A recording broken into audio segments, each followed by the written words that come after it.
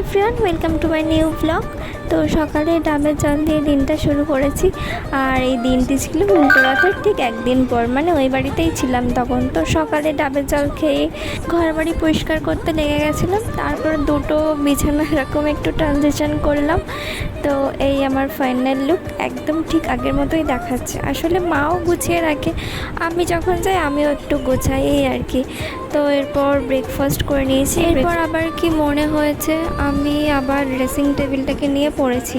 ভাবলাম এটাও একটু গুছিয়ে নিই, যেহেতু বর্ষাকাল। তো এখন ঘর বাড়ি গোছানো কমপ্লিট। এরপর স্নানে গেছিলাম, দেন লাঞ্চ করে নিয়েছি। তারপর আমার একটা নায়কা থেকে পার্সেল এসেছিলো। এবার এটা বিকালে মা সব প্রিপারেশন করে নিয়েছে। এই যে মা করেছে বেশিরভাগটা, আমি একটু জাস্ট ওই হেল্প করছিলাম। তো মা আবার সেটার একটা ক্লিপসও নিয়ে রেখেছে। তো তারপর বাবা একটা আনারস এনেছিল, এটা খেতে একদম ভালো ছিল না। দেন রান্না আমাদের কমপ্লিট। এরপর আমরা খেয়ে নিয়েছি, নিয়ে দেন বাড়ি চলে গেছি। তাহলে আজকে এটুকু, দেখা হবে নেক্সট ব্লগে।